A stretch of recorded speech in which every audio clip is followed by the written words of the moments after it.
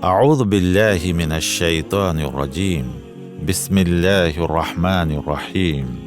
سورہ طٰہٰ، رکو 4 تا 8۔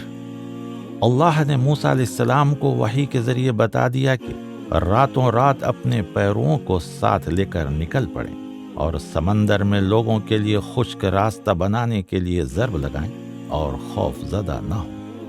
فرعون اپنے لشکر کے ساتھ موسیٰ علیہ السلام کے تعاقب میں چل پڑا اور پھر سمندر ان پر پوری طرح چھا گیا اور وہ سب غرق ہو گئے۔ اللہ نے موسیٰ علیہ السلام اور ان کی قوم کو دشمن سے نجات دلائی۔ انہیں کھانے کے لیے من و سلوہ یعنی میٹھا کھانا اور بٹیر کا گوشت نازل کیا اور فرمایا، ہمارے دیے ہوئے رزق میں سے پاکیزہ چیزیں کھاؤ اور اس میں حد سے نہ گزرو، ورنہ تم پر میرا غضب ٹوٹ پڑے گا، اور جس پر میرا غضب نازل ہوا وہ یقیناً تباہ ہو گیا۔ جب موسیٰ علیہ السلام طور سینا پر آگے تو اللہ تعالیٰ نے انہیں اطلاع دی کہ جب موسیٰ علیہ السلام اپنی قوم کو چھوڑ کر پہاڑ پر آئے تو اللہ نے ان کی قوم کو آزمائش میں ڈال دیا اور سامری نے انہیں گمراہ کر دیا ہے۔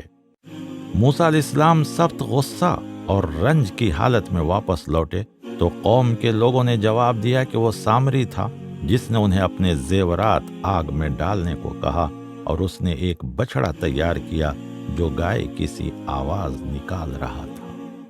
پھر سامری نے کہا، یہ تمہارا معبود اور موسیٰ علیہ السلام کا معبود ہے، لیکن موسیٰ علیہ السلام تمہیں بتانا بھول گئے۔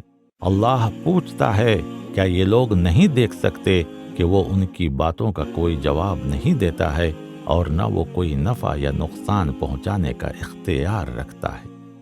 ہارون علیہ السلام نے پہلے ہی قوم کے لوگوں کو بتا دیا تھا کہ یہ تو اللہ کی طرف سے ایک آزمائش ہے اور بچڑے کی پرستش کرنے سے باز آ جائیں، لیکن لوگوں نے ان کی بات نہیں مانی۔ ہارون علیہ السلام سے موسیٰ علیہ السلام بہت خفا تھے اور ان سے پوچھا کہ تم نے میری پیروی کیوں نہیں کی؟ ہارون علیہ السلام نے موسیٰ علیہ السلام سے درخواست کی کہ ان کی داڑھی نہ پکڑیں اور سر کے بال نہ کھینچیں۔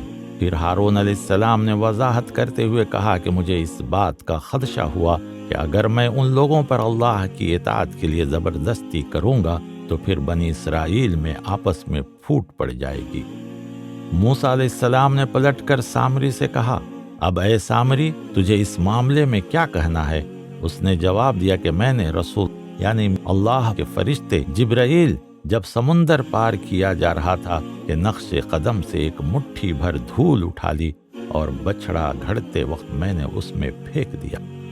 موسیٰ علیہ السلام نے اس پر لعنت کی اور کہا، تو یہاں سے چلے جا، اور اب باقی ساری زندگی سامری لوگوں سے یہی کہتا پھرے گا کہ مجھے مت چھونا۔ اس کے بعد موسیٰ علیہ السلام بچڑے کو جلا ڈالا اور اس کی راکھ کو دریا میں بہا دیا۔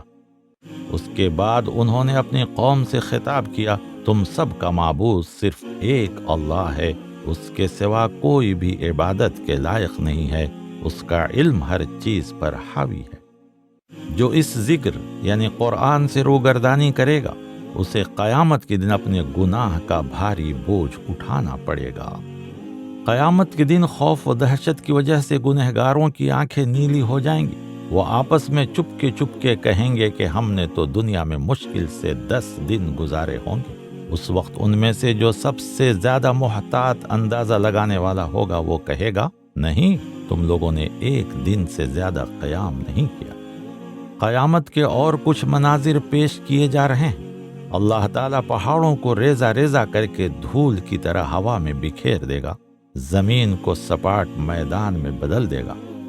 اس دن سب لوگ پکارنے والے کے پیچھے پیچھے چلے جائیں گے، کوئی ذرا سی بھی اکڑ نہیں دکھا سکے گا، سب کی آوازیں دبی دبی سی ہوں گی، بس ایک سرسراہٹ کے سوا تم کچھ بھی نہیں سنو گے۔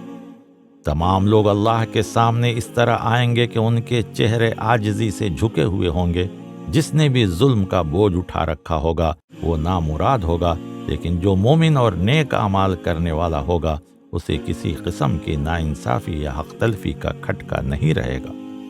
اللہ تعالیٰ اس واقعے کی یاد دہانی کر رہا ہے کہ ابلیس یعنی شیطان نے آدم علیہ السلام کو سجدہ کرنے سے انکار کیا تھا۔ اللہ تنبیہ کرتے ہوئے فرماتا ہے، اے آدم، یہ شیطان تمہارا اور تمہاری بیوی کا حقیقی دشمن ہے، کہیں ایسا نہ ہو کہ وہ تم دونوں کو جنت سے نکلوائے اور تم مصیبت میں پڑ جاؤ۔ شیطان نے آدم اور ان کی بیوی کو یہ کہتے ہوئے بہکایا، میں تم کو وہ درخت دکھاتا ہوں جس سے تمہیں دائمی زندگی اور لازوال سلطنت حاصل ہو جائے گی۔ آدم علیہ السلام اور ان کی بیوی نے ممنوع درخت کا پھل کھا لیا، جس کے بعد ان کا ستر ایک دوسرے پر کھل گیا اور جنت کے پتوں سے وہ دونوں اپنی شرمگاہوں کو ڈھانکنے لگے۔ اس کے بعد آدم علیہ السلام نے توبہ کی اور ان کے رب نے ان کی توبہ قبول کی اور ہدایت بخشی، پھر فرمایا، تم سب آدم، حوا اور ابلیس یہاں سے اتر جاؤ، تم آپس میں ایک دوسرے کے دشمن رہو گے۔ جو اللہ کے ذکر سے روگردانی کرے گا اس کی زندگی میں تنگی رہے گی۔ اللہ تعالیٰ قیامت کے دن اسے اندھا بنا کر اٹھائے گا۔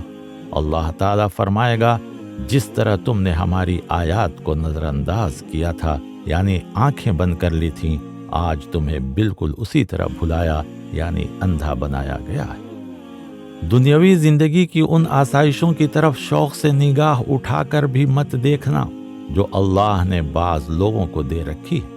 اللہ تعالیٰ ان نعمتوں کے ذریعے انہیں آزمانا چاہتا ہے۔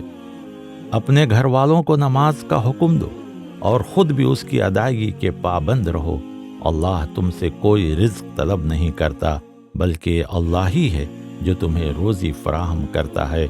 بھلا انجام تو تقوی والوں ہی کے لیے ہے۔